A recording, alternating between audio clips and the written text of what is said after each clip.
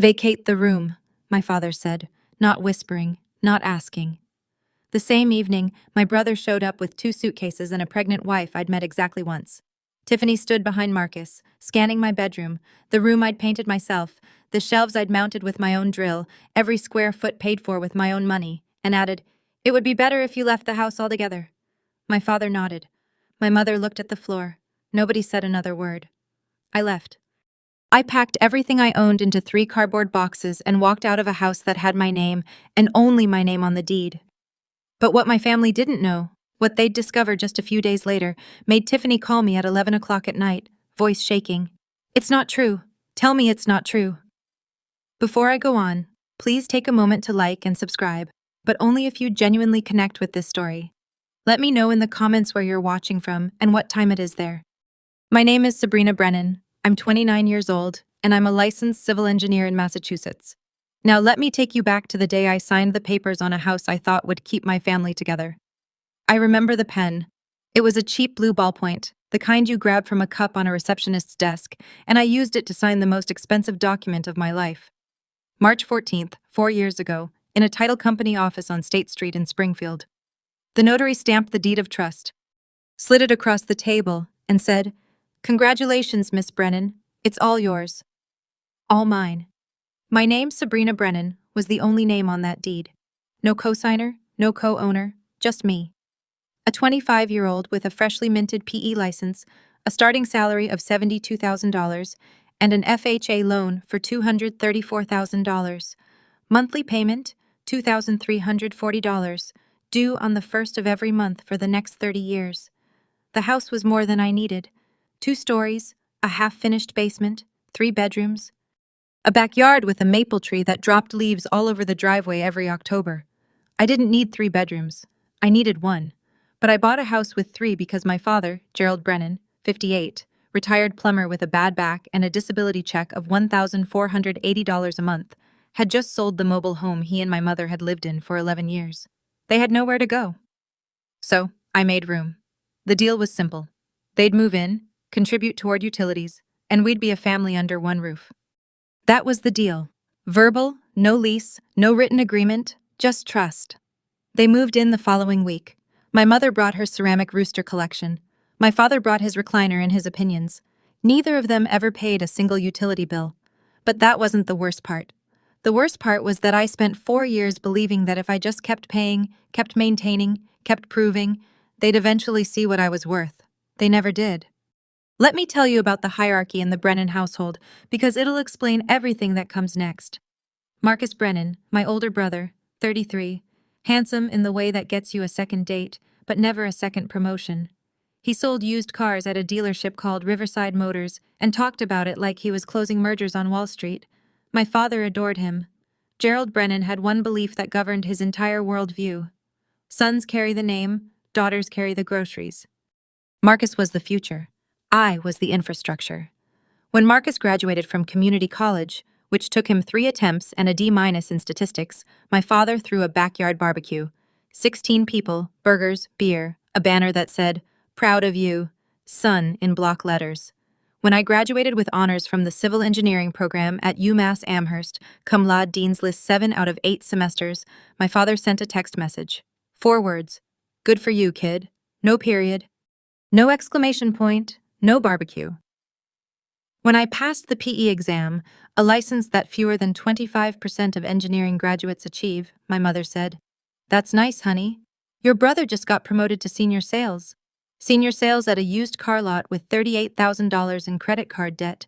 But Gerald didn't know about the debt. Or maybe he did and didn't care. What I know for certain is that he'd been quietly lending Marcus money from his disability check.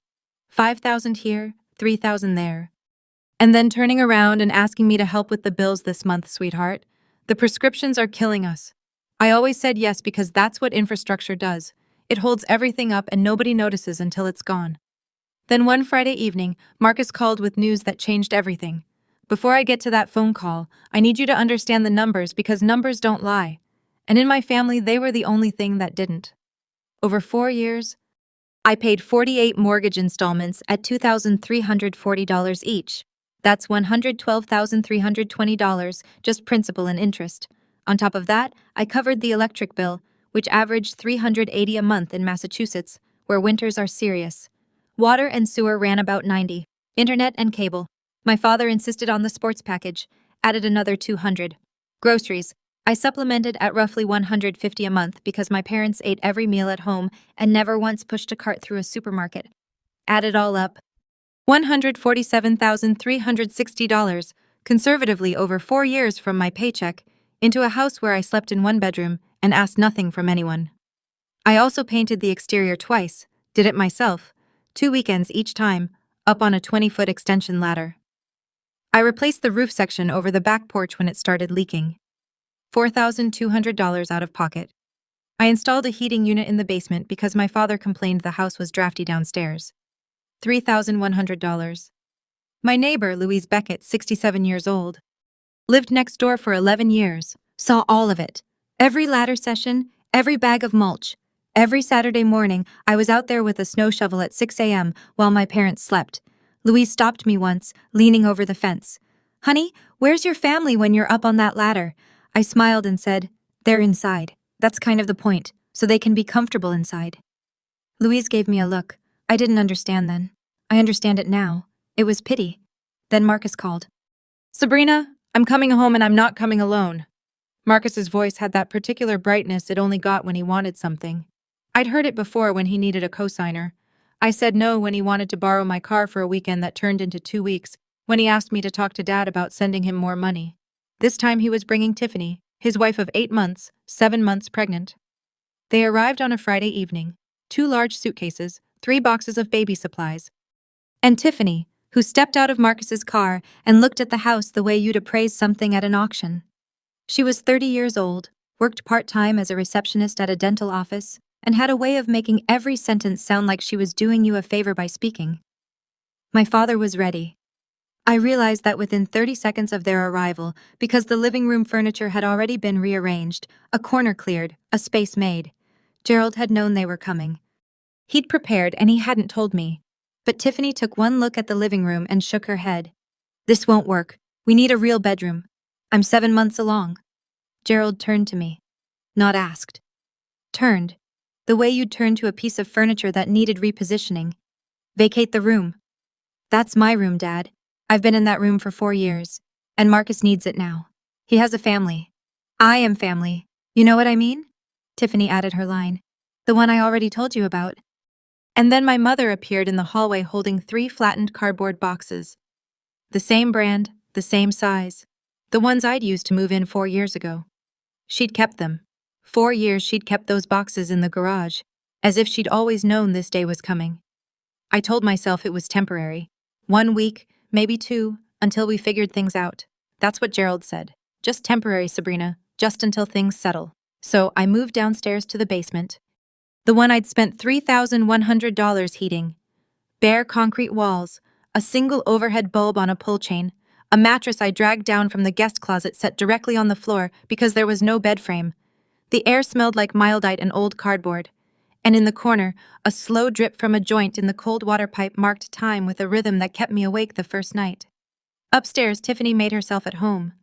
The next afternoon, she posted a photo of my old bedroom, now arranged as a nursery with a crib and pastel bunting, to her Instagram. Family always makes room for the next generation, followed by a pink heart emoji. 212 likes, comments full of hard eyes and congratulations, and what a beautiful space. Nobody asked whose space it had been 24 hours earlier. Marcus passed me on the stairs the following morning. "It's just temporary, Sabrina. Don't make this weird. I slept in that basement for 3 nights. On the 3rd night, a pipe joint gave way slightly. Not a burst, but a steady seep. And I woke at 3 a.m. with my back soaked through the mattress. I lay there in the dark, water creeping through the fabric, staring at the ceiling, which was their floor.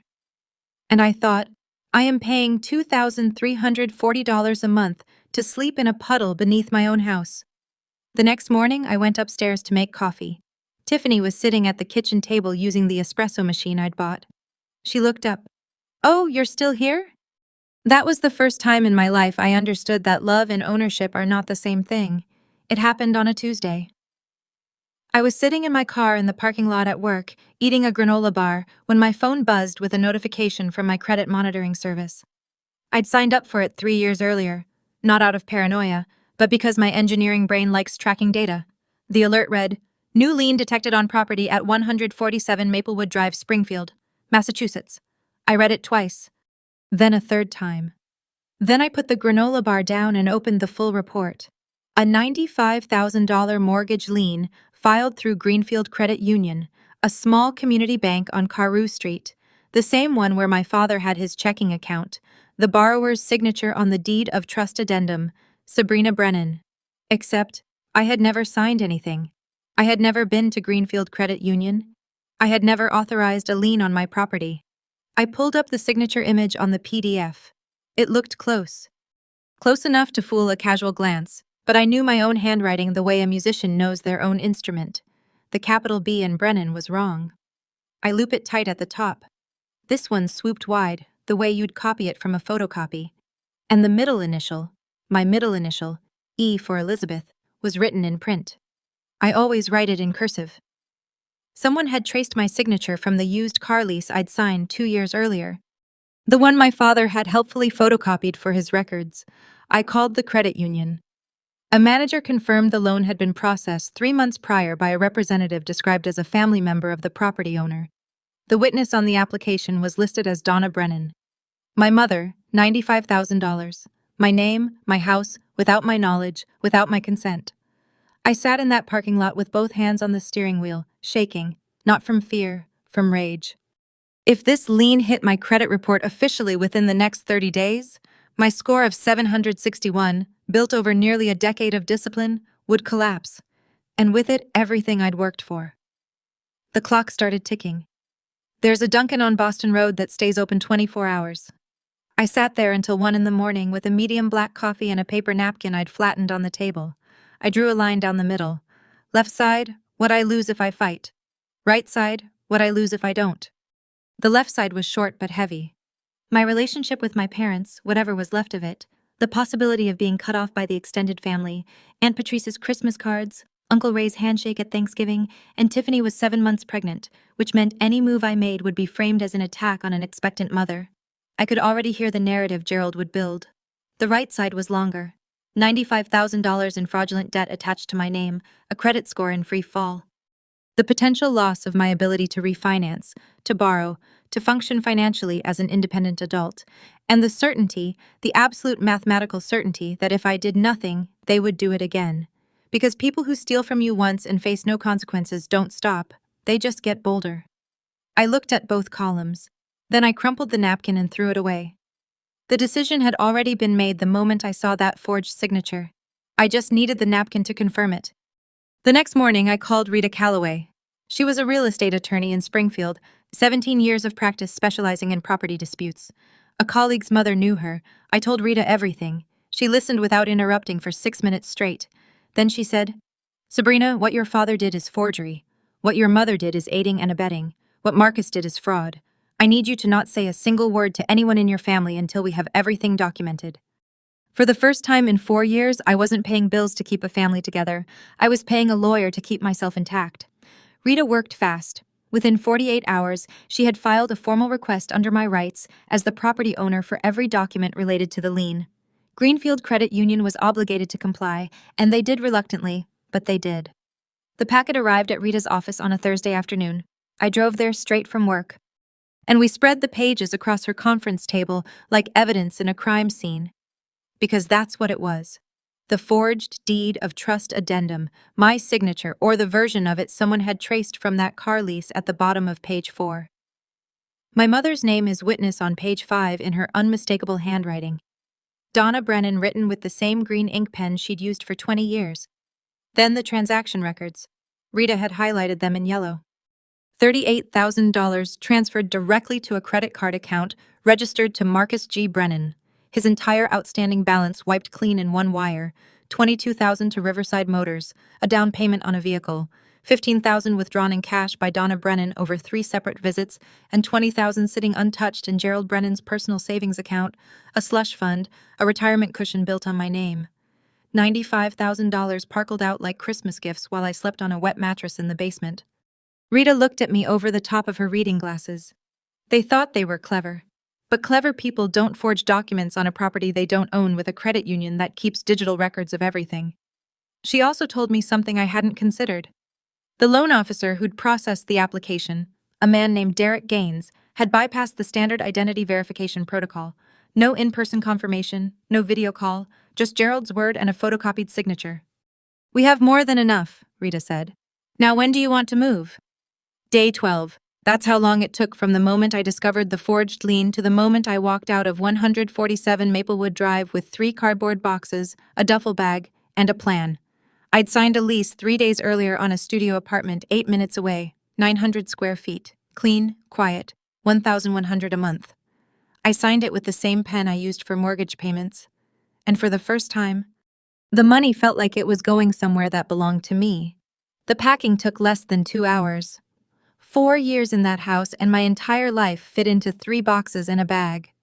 Clothes, laptop, my PE license in its frame, the small toolbox I'd used to fix everything from the kitchen faucet to the porch railing, a photo of my grandmother Helen that I kept on my nightstand. Before I left, I placed a white envelope on the kitchen table. Inside a photocopy of the deed of trust, my name highlighted and a single handwritten note on plain paper. "This house is mine. The mortgage is mine. Everything else is about to change." I drove away at 6:15 in the evening. The maple tree in the front yard was beginning to turn, the first edges of orange creeping into the green. I didn't look back. Gerald found the envelope at 7. Donna told me later what happened. He opened it, read the deed copy, read the note, and tore the paper in half. Then he said, "She's bluffing." He didn't know that the deed copy was just a copy. The original was locked in a safe deposit box at my bank, along with every piece of documentation Rita had certified. He tore up a photocopy and thought he'd won. I let him think that he had 18 days left. The first week after I left, the Brennan family settled into my house like they had inherited it. Tiffany posted an Instagram story from the living room. "Finally, a house that feels like home. 187 views." She'd rearranged the furniture, hung a wreath on the front door, and placed a welcome mat over the threshold I'd paid for. Marcus mowed the lawn for what I'm fairly confident was the first time in his life, and posted a selfie with the caption, "Dad duty starts early." Gerald controlled the narrative the way he controlled everything, decisively and without evidence. He called Uncle Ray. He called Aunt Patrice. He called his own mother, Helen. His version of events, as I later pieced together from multiple sources, went like this. Sabrina moved out. She wanted her own space, very independent girl. No mention of the basement, no mention of the eviction from my bedroom, no mention of the forged mortgage, just a proud father whose capable daughter had decided to spread her wings. My mother called me once that week, not to ask how I was, not to say she missed me. She called to ask, "Did you pay the electric bill before you left?" Gerald said the lights flickered. I let that sentence sit in silence for 3 full seconds before I answered. Meanwhile, Rita and I were working through our checklist. The fraud complaint to Greenfield Credit Union filed. Formal disputes with all 3 credit bureaus, Experian, TransUnion, Equifax, submitted with supporting documentation. And the final piece, the 30-day notice to quit, prepared and ready, addressed to Gerald Brennan, Donna Brennan, Marcus Brennan, and Tiffany Brennan. Under Massachusetts law, occupants without a lease are entitled to 30 days written notice before eviction proceedings can begin. Rita scheduled the process server for day 17, the same day as Gerald's open house, 45 guests. Perfect timing. It started with the heating system. Day 5, after I left, the thermostat in the main unit glitched. A quirk I'd learned to fix myself by resetting the breaker and recalibrating the temperature sensor.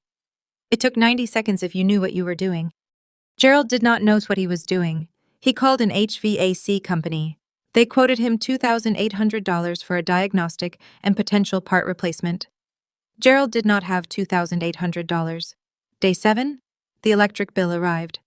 $340 for the month, standard for a Massachusetts winter with 4 adults running heat around the clock.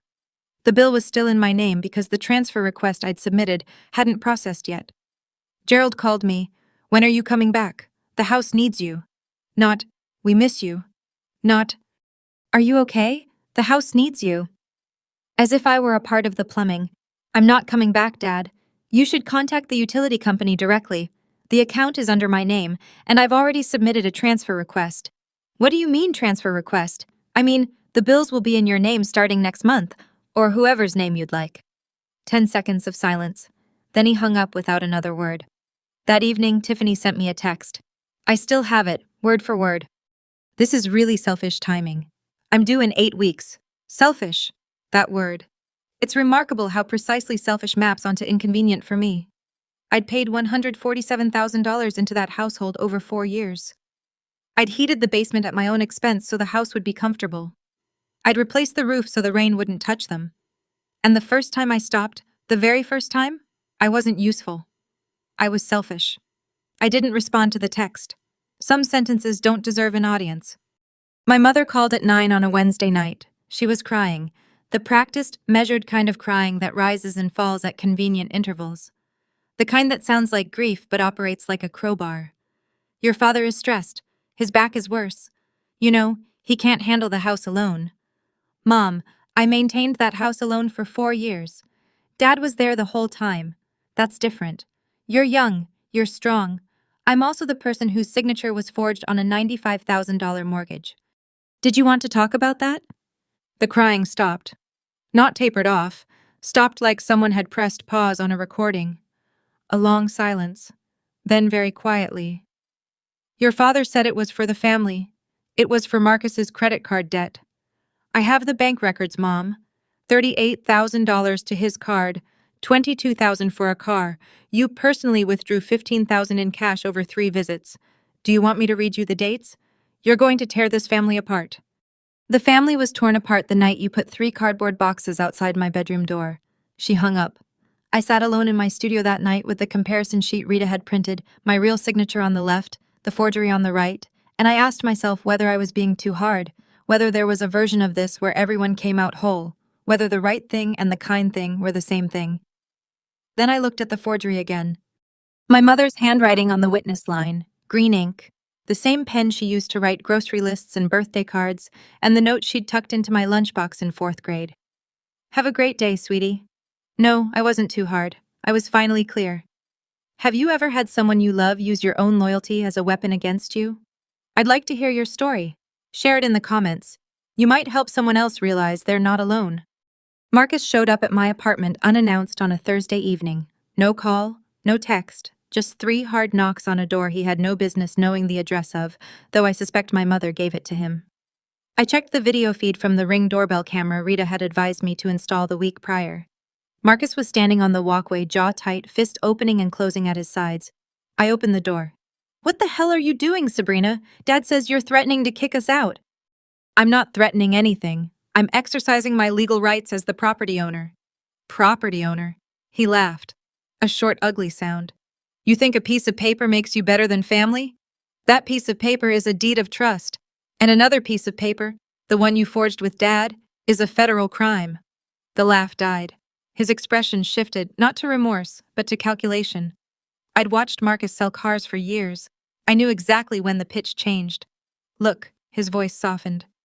We can work this out. Tiffany's due in 8 weeks. You can't do this to her. I'm not doing anything to Tiffany. I'm undoing what was done to me. If you go through with this, you'll never see your niece or nephew.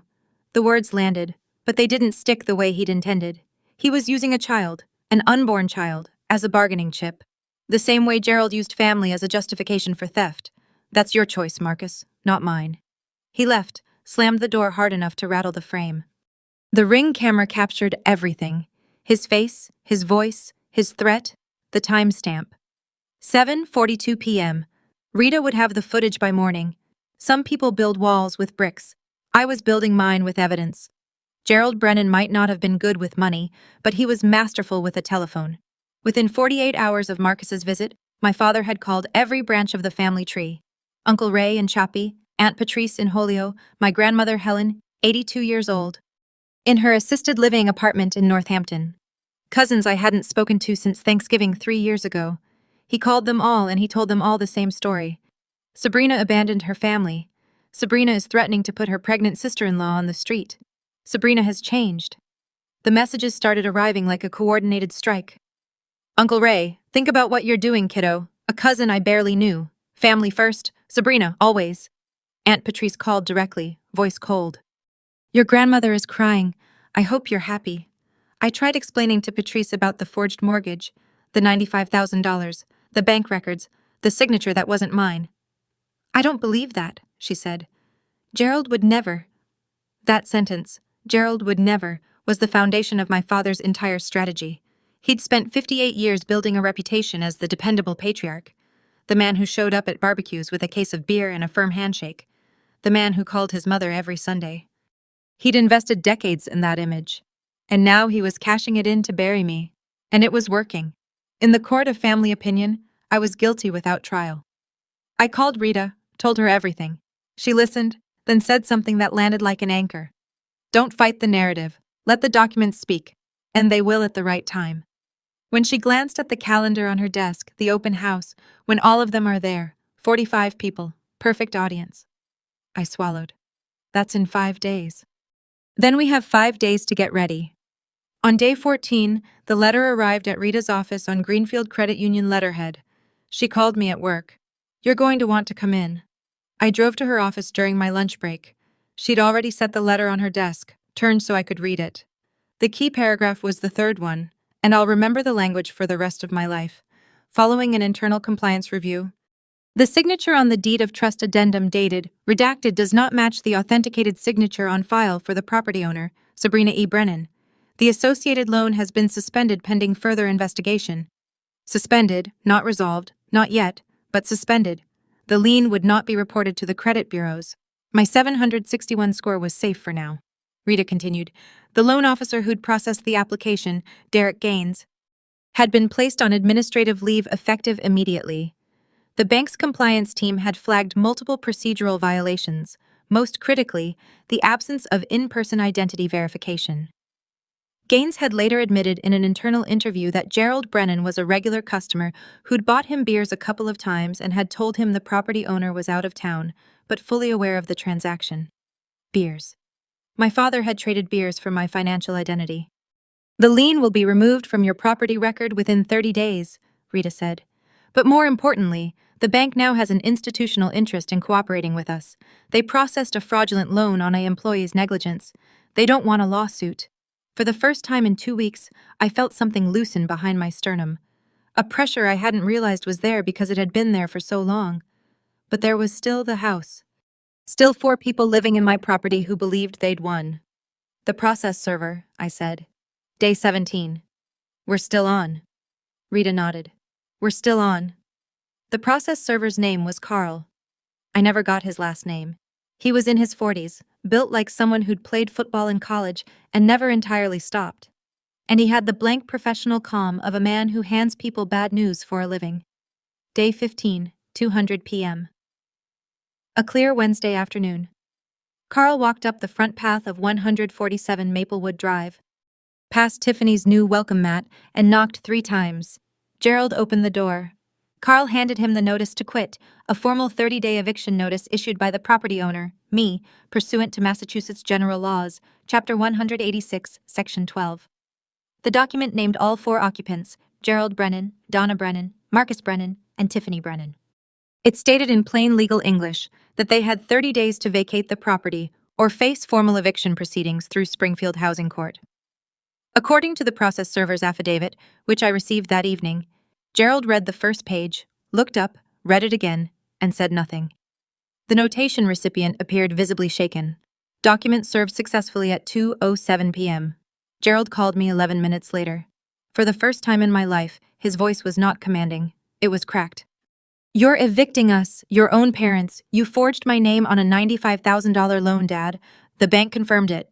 You have 30 days. I did it for the family. You did it for Marcus's credit card debt. I have the transaction records. Every dollar, every deposit, every cash withdrawal Mom made. You ungrateful. He didn't finish the sentence. He hung up. Marcus called 4 minutes after that, already shouting. You're insane. Tiffany is due in 6 weeks. Where are we supposed to go? That's not my problem to solve anymore, Marcus. 2 days remained until Gerald's open house. 45 invitations sent. Catering ordered, rental chairs arranged in the backyard. He didn't cancel, he told Donna. We'll show them we're still a family. Sabrina is the one who left. He still believed he controlled the narrative. Sunday, 1:00 p.m. The maple tree in the front yard of 147 Maplewood Drive had gone full orange. and beneath it, Gerald Brennan had arranged folding tables. A catered spread from a local deli, helium balloons in pink and white, and 45 chairs in neat rows like a congregation awaiting a sermon. The event was built as Welcome Baby Brennan, a celebration of Marcus and Tiffany's incoming child, the first grandchild of the Brennan line. Gerald had sent text reminders the day before. Donna had baked a lemon cake. Tiffany wore a new lavender maternity dress and sat in a cushioned chair at the head of the main table like a guest of honor at a banquet. The crowd filled in over the first hour. Uncle Ray, khaki shorts and a polo, standing near the grill. Aunt Patrice holding a wrapped gift, lips tight. Grandmother Helen, 82, seated in a padded lawn chair someone had brought specifically for her. Neighbors from Maplewood Drive, including Louise Beckett, who stood at the edge of the yard with a glass of lemonade and a face that said she was there to watch, not to celebrate. Co-workers from Riverside Motors. Friends of Tiffany from the dental office, cousins, second cousins, a few people I couldn't place. Gerald stood at the center of it all, dress shirt tucked in, sleeves rolled once at the cuff. He raised a plastic cup of lemonade and offered a toast. The Brennan family is growing. This house, this home, has always been about family. 45 people clapped. Tiffany beamed. Marcus put his arm around her. Donna smiled from behind the cake table, arranging plates. Nobody mentioned me. Gerald had told anyone who asked that I couldn't make it, that I'd been going through some things. Louise Beckett took a slow sip of her lemonade and said nothing. It was 1:15. I was 8 minutes away, sitting in my car with a manila folder on the passenger seat and a heartbeat I could feel in my throat. I parked on the street 2 houses down, checked my reflection in the rear-view mirror, gray blazer, black slacks, white blouse, the same outfit I wore to project review meetings at work. Hair pulled back in a low knot, minimal makeup. I looked like someone who'd come to deliver a report because that's exactly what I was doing. The manila folder sat on my lap. Inside, a certified copy of the deed of trust, the signature comparison, mine on the left, the forgery on the right, the official letter from Greenfield Credit Union confirming the loan suspension, and photocopies of the transaction records showing where every dollar of that $95,000 had gone. Rita had organized the pages in order. Each one was tabbed. I walked up the sidewalk at 2:15. The party had been going for over an hour. People were eating, laughing, milling around the yard. A few kids chased each other near the fence. The balloons bobbed in a light breeze. Gerald saw me first. He was standing near the porch steps mid-con conversation with a cousin, and his expression went through 3 stages in about 2 seconds. Surprise. Irritation and something closer to fear than I'd ever seen on his face. He walked toward me fast. "What are you doing here?" "I'm at my house, Dad, the one with my name on the deed. Don't make a scene. I'm not the one who forged someone's signature on a mortgage application." His hand closed around my arm, just above the elbow. Not hard enough to bruise, but hard enough to steer. "Lower your voice." A voice came from behind us, clear and firm. "Gerald, take your hand off that girl. Louise Beckett." Standing 6 feet away, lemonade still in hand, expression as steady as poured concrete. Gerald let go. A few heads turned, then a few more. Tiffany appeared in the doorway, baby shower gift bag still in her hand. She saw me and her face drained of color. Why is she here? 45 people were watching now. I stood on the porch, 3 steps up from the yard in full view of every guest, and I did not raise my voice. I didn't need to. Silence carries farther than shouting when the audience is already listening. Most of you were told I moved out because I wanted my own space. That's not what happened. I opened the manila folder. This house is in my name, only my name. I bought it 4 years ago with an FHA loan. I've paid every mortgage payment $2,340 a month, 48 months, $112,320 total. My parents contributed $0. Gerald took a step forward. "Sabrina, stop this. 3 weeks ago, I discovered that my father, with my mother as a witness, forged my signature on a $95,000 mortgage application at Greenfield Credit Union. I held up the signature comparison. This is my real signature." I pointed to the left column. "And this is the one on the mortgage." I pointed to the right. "They're not the same." The bank confirmed it in writing. I held up the letter from Greenfield. "The loan has been suspended. The bank is investigating." I held up the transaction summary. $38,000 went to Marcus's credit card debt.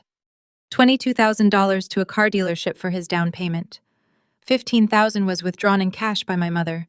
$20,000 is sitting in my father's savings account right now. My parents stole $95,000 from me by forging my name. The yard went silent. not the polite silence of a pause between toasts, the airless silence of 45 people realizing they're standing inside someone else's lie. Aunt Patrice set her cup down on the table. Uncle Ray looked at Gerald with an expression I'd never seen him wear. Then Louise Beckett spoke loud enough for every corner of that yard. I've lived next door for 11 years. I watched this girl mow that lawn, paint those walls, shovel that driveway alone, every single time, and they had the nerve to put her in the basement. I set the folder on the porch railing. I'm not here for revenge. I'm here because 45 people deserve to know the truth before they congratulate this family on growing. Tiffany rose from the cushioned chair slowly, one hand on the armrest, the other on her belly. Her face was the color of the paper plates stacked on the catering table. She looked at Marcus the way you'd look at a stranger wearing your husband's clothes. Tell me this isn't real. Marcus didn't move. His eyes were fixed on a spot on the ground somewhere between his shoes and the edge of the lawn. His mouth opened, then closed. Marcus. Tiffany's voice went up an octave. Tell me the 38,000 wasn't true. Tell me you didn't use stolen money to pay off your debt. It's complicated, Tiff. It's not true. Tell me it's not true. Her voice broke across the yard like glass on tile. A child near the fence stopped running. Uncle Ray set his plate down. Grandmother Helen, seated in her padded lawn chair, gripped both armrests and stared at her son with the kind of stillness that precedes a verdict. Gerald tried. He stepped forward, arms out, the patriarch reassembling his stage. Everyone, this is a family matter. Uncle Ray cut him off. A family matter. You forged your daughter's name, Gerald. That's not a family matter. That's a crime. Aunt Patrice, the same woman who told me my grandmother was crying because of me, picked up the wrapped baby gift she'd brought, set it back in her bag, and stepped away from the table without a word. Then Helen spoke. Her voice was thin from age, but harder than anything I'd heard that afternoon. Gerald, I didn't raise you to be a thief. Mom, sit down and be quiet. Gerald sat on a folding chair in the middle of his own party, in front of 45 people. He sat down and said nothing. Tiffany walked inside. The screen door slammed behind her. One by one, guests began collecting their things. Nobody took leftover cake. Nobody said congratulations. The open house was over. The house was mine. An hour later, the yard looked like the aftermath of something canned mid-sentence. Folding tables still up, paper plates caught in the grass, pink and white balloons tethered to the mailbox, bobbing in a wind that no longer had a party beneath it. I sat in my car at the curb, engine off, hands on my knees. I'd expected to feel something sharp. Triumph. Relief. The clean snap of justice delivered. Instead, I felt hollow, like I just pulled a tooth that had been rotting for years. Necessary, correct? And nothing about it felt good. Through the front window, I could see Gerald sitting in the living room, just sitting. Donna was in the kitchen. I could see her shadow moving behind the curtain, wiping the counter, the way she always did when she didn't know what else to do. Upstairs, behind the closed door of the nursery that used to be my bedroom, Tiffany had locked Marcus out. I could hear it even from the curb, her voice, muffled but unmistakable. You told me you got a bonus. A bonus, Marcus. You lied to my face for 3 months. I was going to tell you when. After the baby was born. After we moved into a house that isn't even ours. A car pulled up behind mine. Uncle Ray. He got out, walked to my window, and stood there for a moment before he spoke. I owe you an apology. I believed your father. I shouldn't have. Thank you, Uncle Ray. That means a lot. He nodded once, got back in his car, and drove away. Aunt Patrice left without stopping, but 48 hours later she'd send a text 2 paragraphs long, an apology she clearly rewrote several times. I started my car and pulled away from Maplewood Drive. In the rearview mirror, the balloon still floated above the mailbox, pink and white against a gray sky, celebrating something that no longer existed. Tiffany called that night at 9:30. Her voice was different from what I expected. Not angry, not crying, just flat. The voice of someone who has run out of feelings and is now running on information. I need to know everything. Every dollar, every lie. I hesitated. This was the same woman who'd told me to leave my own house, who'd posted my bedroom on Instagram as a trophy, who'd called me selfish for not paying the electric bill on a property she was occupying for free. But she was also 7 months pregnant and had just discovered that her husband had funded their life with stolen money. Whatever she was before, right now, she was someone who deserved the truth. I sent her the transaction records, all of them. 15 minutes of silence. Then her name appeared on my phone again, the $22,000 for the car. He told me that was a dealer discount. He said he earned it. I'm sorry, Tiffany. I really am. Don't be sorry. I'm the one who told you to leave your own house. A pause long enough to drive through. I didn't know it was your house. Gerald told me it was a family property passed down from your grandparents. That's what he said. It was never a family property. I bought it with my own money when I was 25. Another silence. Then quieter. I owe you an apology. A real one. Not now. I can't right now. But I owe you one. Before she hung up, she told me something I hadn't known. Marcus also owed her $7,000. Money she'd lent him before the wedding. Money he'd sworn he'd pay back after the baby came. She was beginning to see the pattern I'd spent 4 years learning. Her last words. I'm calling my mom tomorrow. I'm not raising this baby in a house built on lies. She kept her word. The week after the open house, the Brennan family came apart like a building with the load-bearing wall removed, and I would know. I'm an engineer. I know exactly what happens when you take away the thing that held everything up. Tiffany moved to her mother's house in Worcester, an hour and a half east. Marcus called her 14 times the first day. She answered none of them. By the third day, her Facebook status changed from married to blank. Not single, not it's complicated, just blank, which somehow felt louder than either. Marcus lost his footing without Tiffany, without the baby on the way narrative. He was just a 33-year-old man sleeping on the sofa in his sister's house. Except it wasn't his sister's house. It was just his sister's. Gerald, for the first time in Marcus's memory, turned on him. If you hadn't been in so much debt, none of this would have happened. Golden child, meet the cold side of the altar.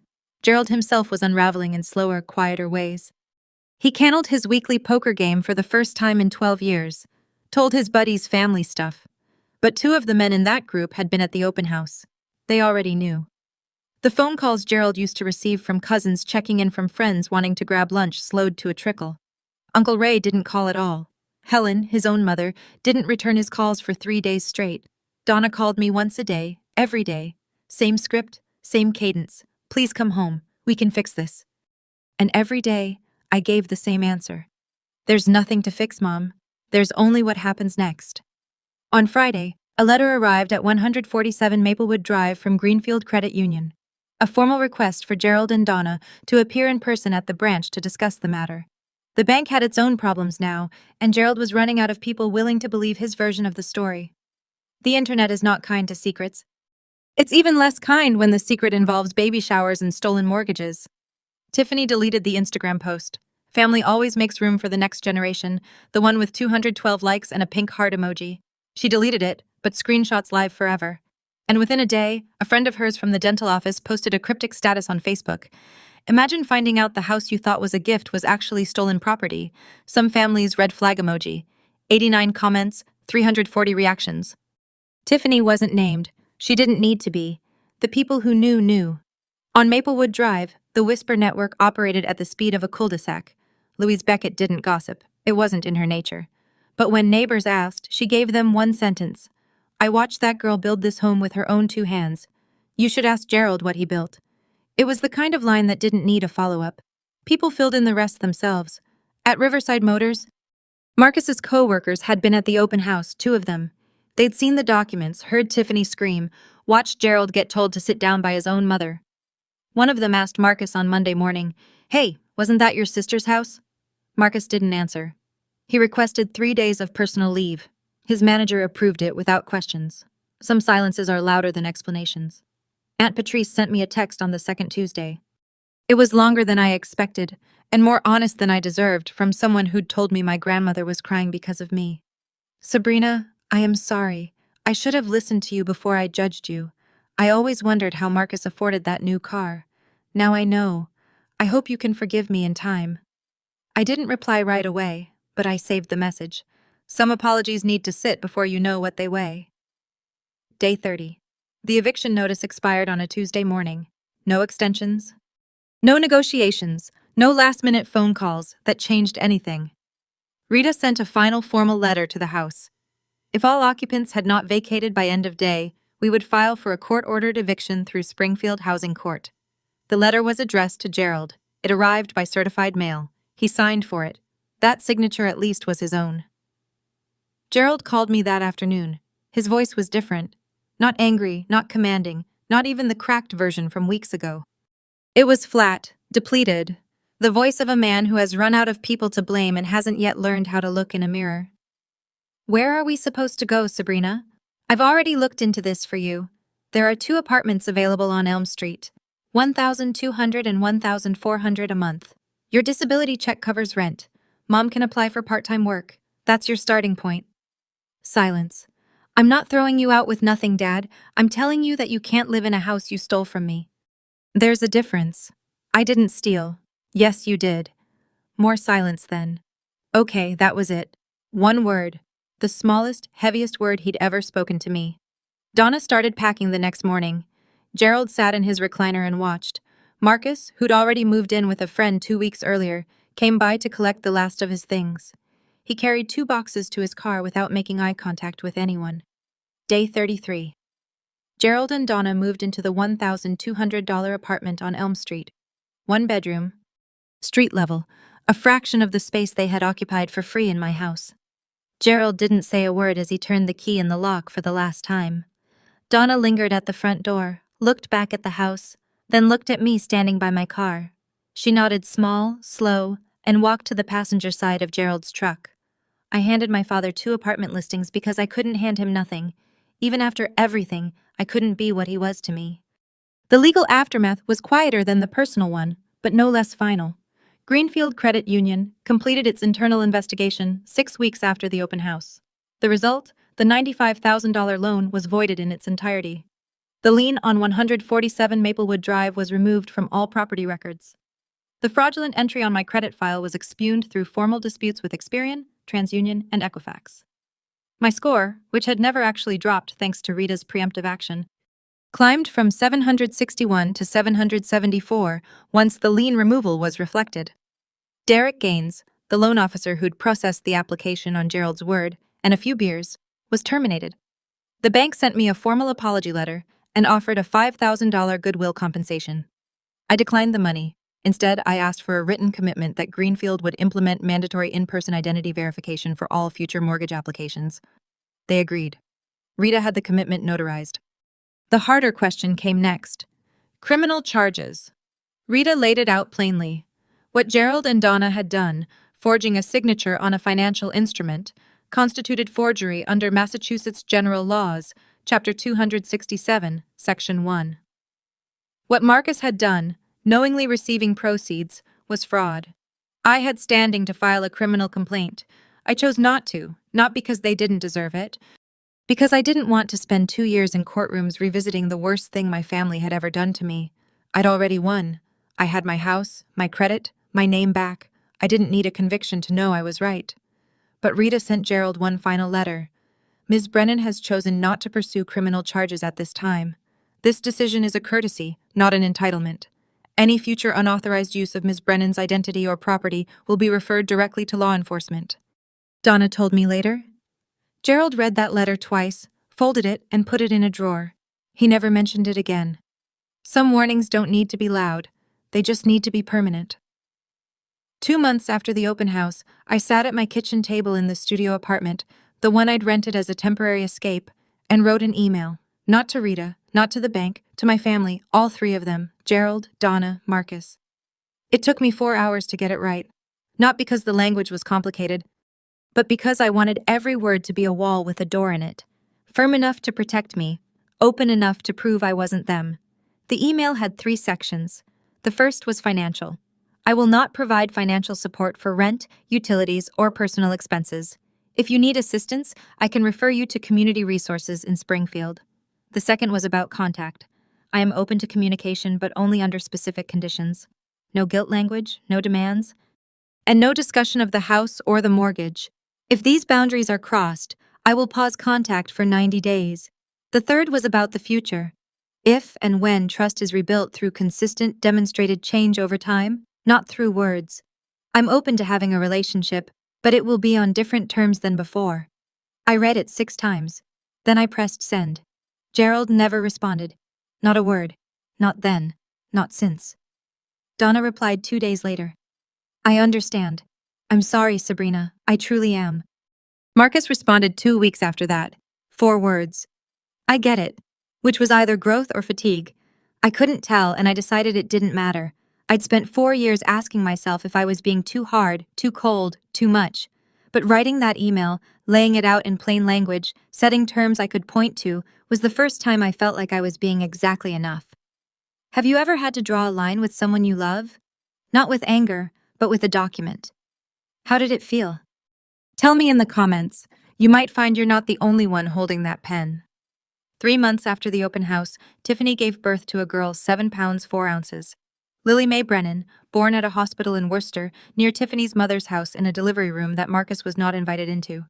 Tiffany sent me a photo the next morning. A tiny face wrapped in a white blanket, eyes closed, one miniature fist curled against her cheek. Beneath the photo, a message longer than any Tiffany had ever sent me. Sabrina, I said terrible things to you in a house that was never mine to claim. I was wrong. I was told things that weren't true, and I chose to believe them because it was easier. That's on me. You don't owe me anything. But if you ever want to meet Lily, she has your eyes. Actually, the door is open. No pressure, no timeline. I looked at that photo for a long time. Then I cried. For the first time since I'd left Maplewood Drive, I cried. Not from sadness, not from anger, but from the particular relief of something unclenching inside your chest that you forgot was clenched. I replied, "Thank you, Tiffany. That means more than you know. I'd like to meet Lily when the time is right." Tiffany had filed for separation at Worcester County Probate Court. She wasn't going back to Marcus. She told me later in a conversation I didn't expect to have that the $7,000 he still owed her was the smallest of his debts. Marcus called me once after Lily was born. He asked if he could bring the baby to see me sometime. I said yes, but at a coffee shop in town, not at my house. Public space, neutral ground, a boundary I didn't need to explain. And he didn't try to push. Forgiveness isn't a switch, it's a faucet. And I get to control the flow. 6 months after the open house, I moved back into 147 Maplewood Drive. My house, my name on the deed, my hand on the doorknob, my key in the lock. I repainted every room, new colors, not to erase anything, but because I'd earned the right to choose. Soft gray in the bedroom, warm white in the kitchen. The basement got a proper floor, vapor barrier, and recessed lighting. I never wanted to look at bare concrete again. Louise Beckett came over the first afternoon with a potted lavender plant, set it on the porch railing, squeezed my hand, and said, "Welcome home, honey, for real this time." At work, the promotion I'd been tracking came through. Senior project engineer, salary $104,000 a year. I signed the offer letter at the same desk where I'd first seen the credit monitoring alert that started all of this. I began writing, not reports, words.